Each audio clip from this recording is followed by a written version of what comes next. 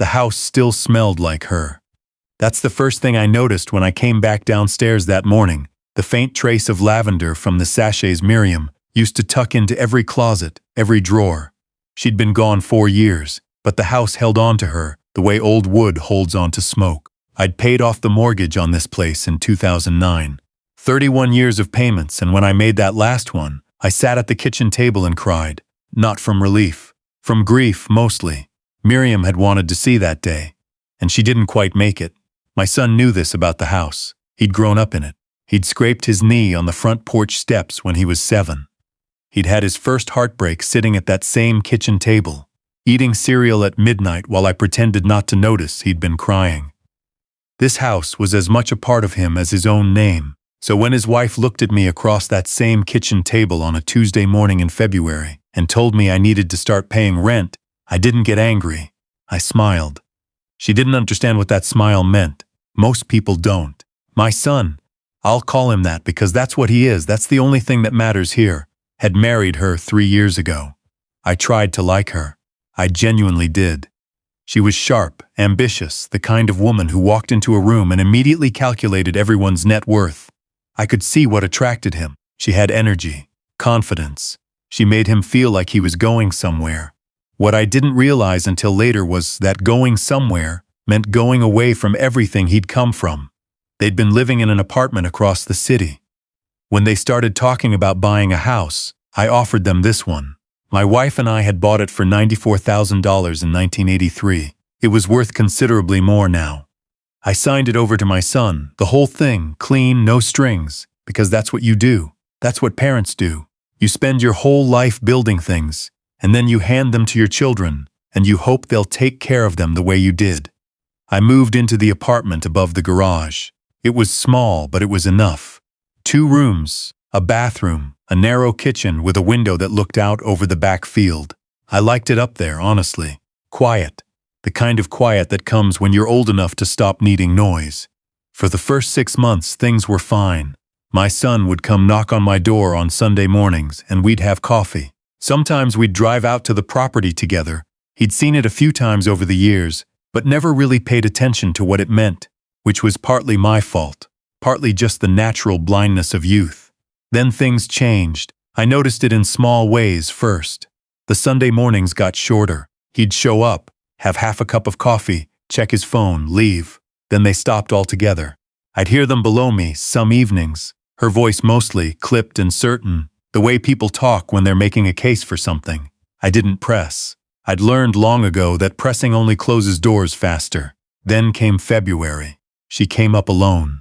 My son wasn't home or wasn't willing to be home, which amounts to the same thing. She knocked and I opened the door and she stood there in the cold looking like she'd been rehearsing this. "We need to talk about the living situation," she said. I stepped back and let her in, offered her coffee. She declined.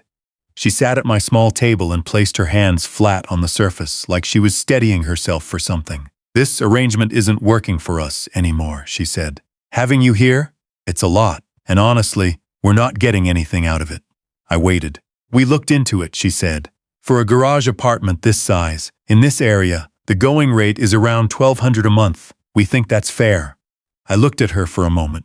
Just looked. Outside the window, the first thin light of morning was touching the top of the oak tree Miriam had planted when our son was born. It was a big tree now. "How much rent did you have in mind?" I said. She blinked, like she hadn't expected me to ask a follow-up question. $1,200, she repeated. "Like I said, starting when? 1st of next month." I nodded slowly. "All right," I said. "That gives me a few weeks to get the money together, to make some decisions." She stood up, smoothed her jacket, and I could see she was pleased with herself. She'd expected resistance and hadn't found any, which she took for weakness. That was her first mistake. After she left, I sat at the window for a long time with my coffee going cold. Miriam would have laughed. Not unkindly, she wasn't unkind, but she had this way of finding the absurdity in things, even painful things. Well, she would have said, "At least now you know." I finished my coffee, got dressed, and drove out to the property. I should explain the property, because my son, and apparently his wife, had no real idea what it was. My father had worked for a man named Galt for 30 years.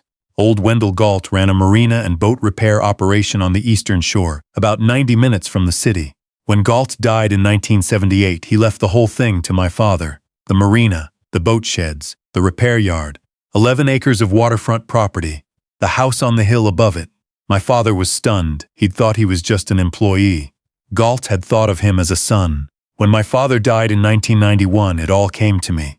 Now, I want to be honest. I didn't build that business. I inherited it, and I ran it, and I tried to be a good steward of it. I hired people who knew more than I did, and I stayed out of their way, and I showed up every day, and I learned. The marina grew. We added a fuel dock, expanded the repair yard, brought in a small boat dealership. By the time I stepped back from day-to-day operations, about 8 years ago, we had 23 full-time employees and seasonal revenue that would have made Miriam faint. She knew about all of it, of course. She'd worked beside me for the first 15 years. The property, the business, the books, she knew everything. My son did not. This is the part I have to be honest about, because it matters. I didn't hide the business from him out of secrecy or shame. I hid it, or rather, didn't explain it, out of a kind of stubborn humility that I've come to understand was actually a mistake. I'd wanted him to make his own way. I'd been afraid that knowing the size of what he would one day inherit would make him soft, incurious, entitled. So I'd let him grow up thinking his father worked in boat maintenance, which was true, technically, just not complete. He'd visited the marina maybe 4 times in his life, always briefly, always as a child. He'd seen the docks and the work sheds and remembered a smell of diesel and salt water, and then we'd driven home, and I'd never sat him down and said, "This is all yours one day. Here's what it means." That silence was my fault. I owned that. But standing in the marina office that February morning, looking at the framed photos on the wall, the old ledgers my father had kept, the window that looked out over the water where 20-something boats sat in their slips waiting for spring, I thought, he should have asked. A grown man should be curious about his father's life. He should have asked what I did all day, where I went, what I was building. He never asked. I sat down with my operations manager, a steady woman named Voss who'd been with us for 14 years, and I told her what was happening. She didn't say much. She had the kind of face that holds things without leaking them, which is a quality I've always respected. "What do you want to do?" she asked. "I'm going to move," I said. "Back out here." She glanced out the window. "The harbor master's cottage?" I nodded. It had been sitting empty for 2 years. Solid little place, right on the water. My father had lived there in his final years and loved it. "I'll have maintenance check it over," she said. "Give it a week." "That's fine," I said. "I've got a few weeks. I want to be clear about something. I wasn't angry. Not really. I was sad, which is a different thing and harder to carry. Anger burns through you and leaves you empty, and empty can feel like relief. Sadness sits down and stays. It takes up residence. I was sad because I recognized the moment. I'd seen it before, not in my own life, but in others. The moment when a child looks at a parent and sees only a category. Burden, obstacle, liability. The moment when the person who made you becomes, in your mind, something to be managed. My son hadn't spoken to me directly about any of this. That was what sat heaviest. He'd sent his wife. He'd let her carry the hardest part of it, and then he would get to remain the good son. The one who hadn't said the cruel thing, just the one who'd allowed it to be said. I thought about calling him. I thought about it for days. But I kept coming back to the same question. What would I say? What could I say that would open something rather than close it? And I didn't have an answer. So I did what I always did when I didn't have an answer. I worked. I spent those 2 weeks going through things in the garage apartment. Most of it was easy. I'd lived simply since Miriam died, the way you do when you stop needing to impress anyone or accumulate anything. 2 suitcases of clothes, my books, her photograph, the one from our trip to Vermont in 1994, where she's laughing at something off camera, and the light is catching the side of her face just right.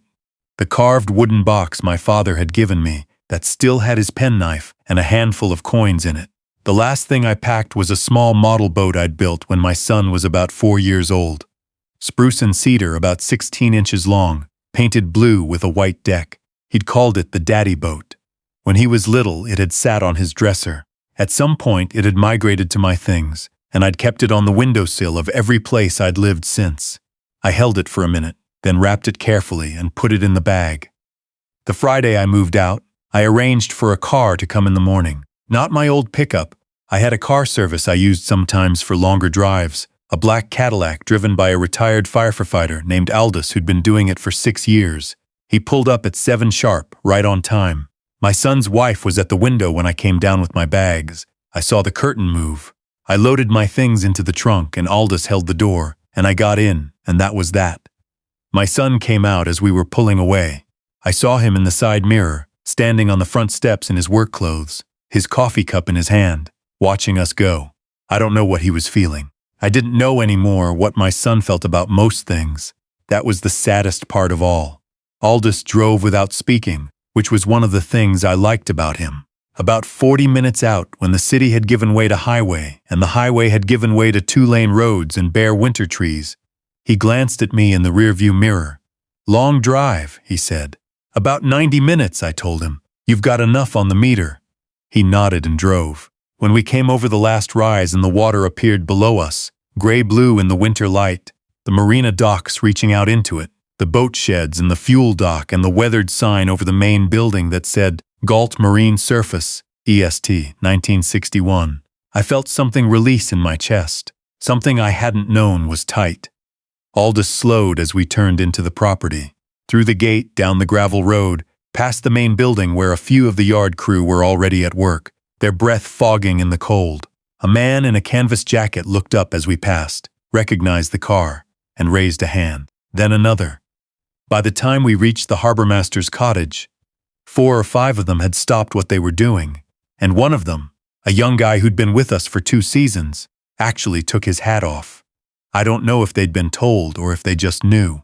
That's the thing about people who work with their hands and their eyes. They notice things. They knew what was happening without needing it explained. Voss was waiting at the cottage door. She handed me the key and didn't make a speech about it, which was exactly right. He came 3 weeks later. I'd expected him sooner, honestly.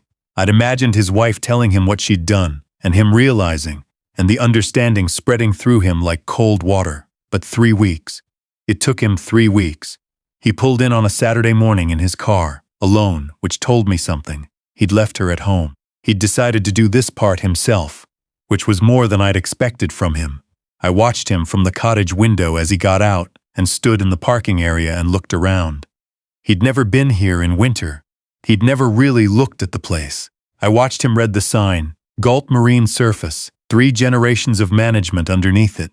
My father's name and then mine, and I watched something change in his face.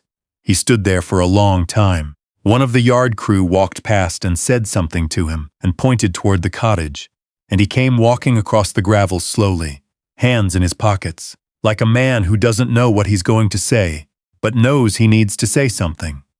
I opened the door before he knocked. He looked older than I'd been remembering him. There was something around his eyes that hadn't been there the last time we'd really talked. "Dad," he said.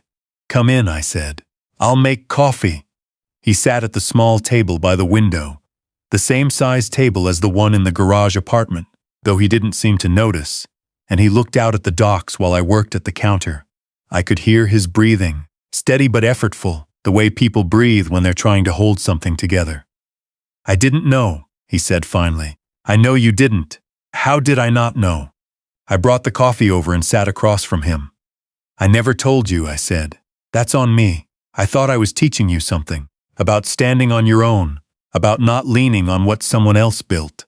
I wrapped my hands around my cup. "I think maybe I just made you a stranger to your own life. I'm sorry for that." He stared at the dock for a moment. A great blue heron was standing motionless at the end of the nearest pier, the way they do, like a piece of the weather that decided to have a shape. "She didn't know either," he said, "about his wife. I didn't tell her because I didn't know. And she—" He stopped. "She did what she thought made sense," I said. "She thought I was a retired man living on savings in a garage apartment. She made a reasonable calculation." I paused. It was unkind, but I understand the math she thought she was doing. He looked at me then, really looked. "Why are you being generous about this?" "Because she's your wife," I said. "Because I've been alive long enough to know that being right doesn't fix anything. It just makes you feel righteous. And righteous is a cold thing to be in an empty room." He was quiet for a while. "I should have come to see you more," he said. I should have asked about your life, about what you did every day. I thought I knew. You knew the shape of me, I said. You didn't know the contents that sat between us. Outside, the heron lifted off the dock in one slow gray motion and was gone. What happens now, he asked. I thought about that. About the right answer, the true one, not the generous or the punishing one, but the real one. You come out here on Saturdays, I said. You meet the people who work here. You learn what they do. You walk the yard with Voss and she teaches you what my father taught me and what I should have taught you years ago. I set my cup down, and we have coffee. Regular. Not the kind that runs out after 20 minutes. Something moved across his face. I won't call it relief exactly. It was more complicated than that. It was the face of a person who has just understood that they almost lost something they didn't know they had. Yeah, he said quietly. Okay. The following Saturday, he came out early. His wife wasn't with him, but she'd called me the night before. Her voice different from the last time I'd heard it, the calculation gone from it, something more uncertain in its place. And she'd said she was sorry. It was brief and it wasn't comfortable for either of us, but it was real. I told her I appreciated it, and I meant it. My son spent 4 hours that first Saturday walking the property with Voss. I watched them from the cottage window sometimes, moving between the boat sheds, stopping at the fuel dock, standing at the water's edge while she pointed at something I couldn't see. He had his hands in his pockets at first, the posture of someone who doesn't know what to do with himself. By the 3rd hour, he had a clipboard. I went inside and made lunch. When he came in, his jacket smelled like the marina, diesel and rope and cold salt air, and he sat at my table and ate a sandwich and asked me questions, real questions, about Galt and my father, and what the first years had been like. I told him things I hadn't told anyone in a long time. He listened the way you listen, when you finally understand that you've been missing something, and you're not going to miss any more of it. It was, as these things go, a beginning, not a resolution, not a happy ending in the clean, finished sense. Life doesn't come out that way, and anyone who tells you it does is selling something. But beginnings are enough. Sometimes beginnings are everything. Outside the window, the late afternoon light lay flat and gold across the water. On the boats in their winter slips moved gently against their lines, and somewhere out past the breakwater a bell buoy was ringing with the tide. Miriam would have liked this view. I thought that, and it didn't hurt the way it used to. It just felt like the truth.